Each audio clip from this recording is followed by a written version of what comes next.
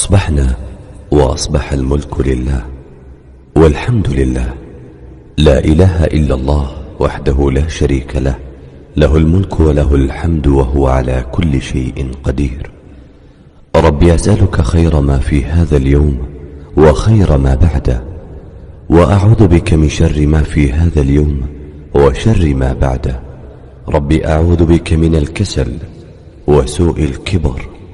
ربي أعوذ بك من عذاب في النار وعذاب في القبر.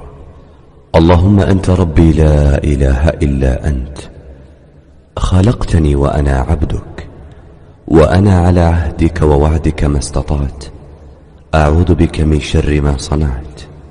أبوء لك بنعمتك علي وأبوء بذنبي، فاغفر لي فإنه لا يغفر الذنوب إلا أنت.